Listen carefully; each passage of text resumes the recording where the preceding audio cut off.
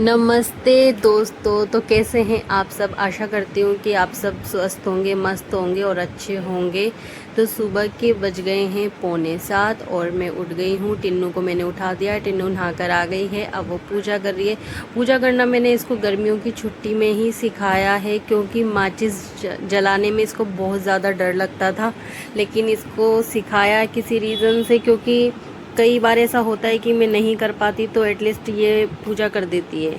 और आज मैं बना के दूंगी इसको आटे वाला चीला, जो कि 5 मिनट में बन के तैयार हो जाता है और ये ज़्यादा टाइम नहीं लेता बनने में, और इसका फेवरेट है। क्योंकि मीठी चीज़ें तो इसको कुछ भी दे दो, इसको सब अच्छी ही लगती है। तो देखो, मैंने इसमें पानी डाल के इसको अच्छे से घोल लिया है। अब मैं इसमें मिलाऊंगी चीनी। चीनी हम अपने स्वाद के हिसाब से मिला लेते हैं, जितना कि हमें मीठा ज़्यादा खाना है या कम खाना है।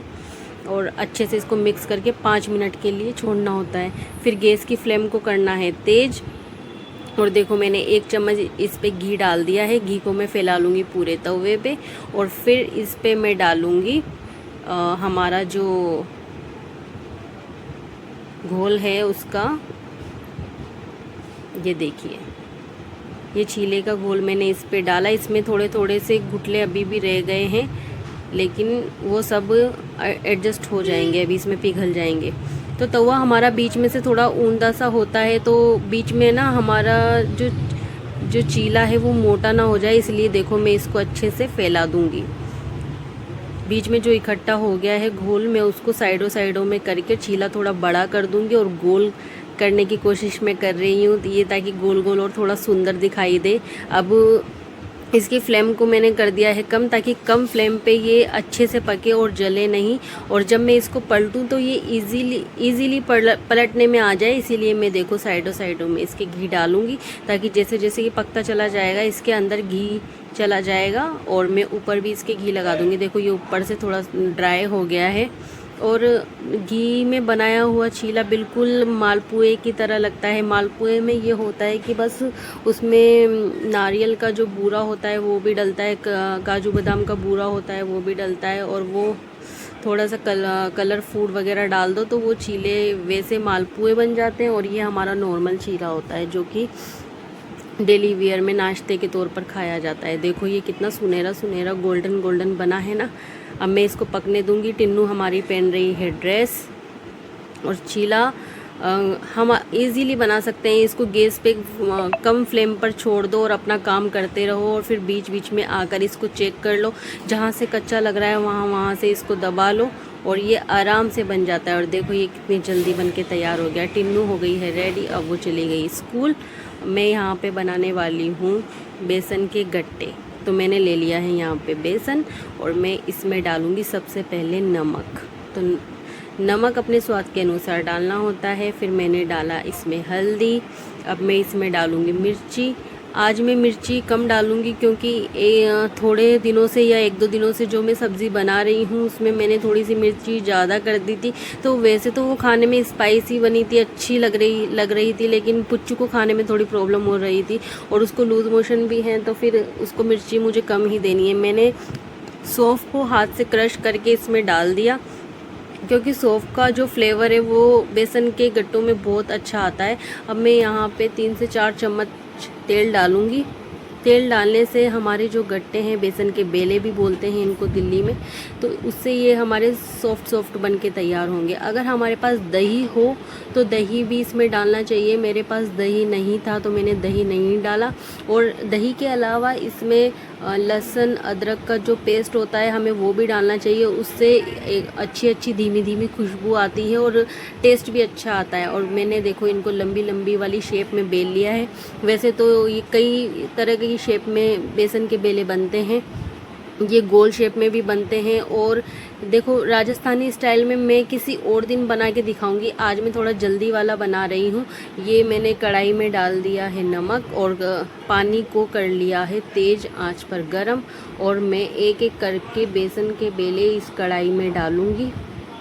और कढ़ाई में हमेशा हमारे को जब पानी तेज़ गर्म हो जाए तभी डालने चाहिए, नहीं तो फिर हमारे जो बेसन के बेले हैं वो कढ़ाई में चिपकने लगते हैं। और मैंने देखो इसके लिए चॉप किए हैं प्याज, लहसुन, मिर्ची, अदरक वगैरह। अदरक मैंने लंबी लंबी ही रखी है क्योंकि जिसको नहीं खानी है वो आराम से निकाल दे। टिन्नू स्कूल से वापस आ गई, देखो टिन्नू खाना खा रही है। पुच्चू को मैंने बोला नीचे उतर के खाना खा लो, तो पुच्चू ने बोला नहीं मेरे को बेड पे ही खाना है। और मैं आ गई हूँ नीचे वाली शॉप में। देखो इसका क्या हाल कर रखा है मेरे पति देव ने या फिर इनकी टीम ने।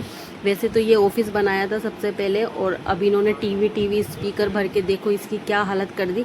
अंदर की तरफ भी एक इनका ऑफिस या फिर मैं कहूँगी रिपेयरिंग रूम है।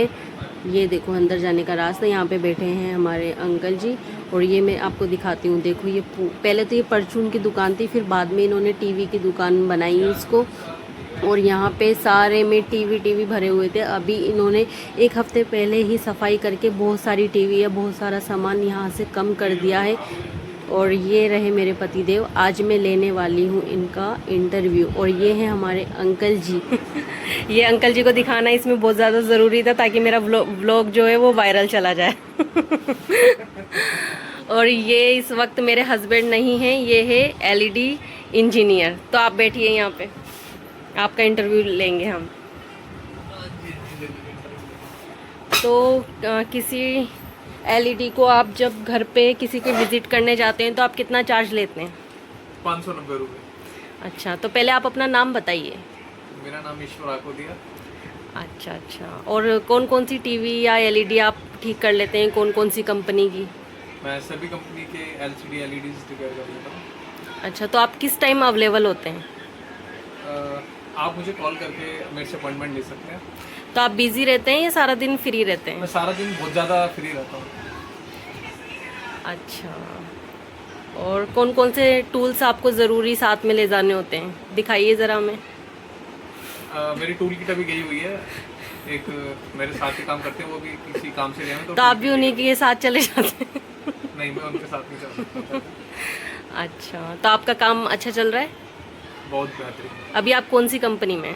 अभी मैं हाल फिलहाल अपने खुद का मैं फ्रीलांसिंग कर रहा हूँ। अच्छा। अभी मैंने भी 5 दिन पहले मैंने भी रिज़ाइन किया है सैमसंग कंपनी से। अच्छा, तो कौन कौन सी कंपनियों में अब तक आप काम कर चुके हैं? Samsung, Sony, Panasonic, LG। और कितने सालों से आप ये काम सीख रहे थे, कब से स्टार्ट करा? मैं 12 सालों से काम कर रहा हूँ, और 12 साल के अंदर सीखना भी इंक्लूड है, और आज भी मैं सीख ही रहा हूँ। अच्छा, तो कितने इंच तक का आप टीवी रिपेयर कर लेते हैं? 75 इंच तक का टीवी मैंने खुद रिपेयर किया हुआ है। तो फिर आप सीनियर में आते हैं या जूनियर में? मैं सीनियर इंजीनियर हूँ। ओहो, आप लोगों की दया से। ओके, और कुछ बताना चाहेंगे आप अपने बारे में? बताने के लिए बहुत सारी चीज़ें हैं, ब्लॉग खत्म हो जाएगा और ये टाइम खत्म हो जाएगा, घड़ियों के सेल खत्म हो जाएंगे और मेरा बताना खत्म नहीं होगा। नहीं आज के लिए इतना काफ़ी है।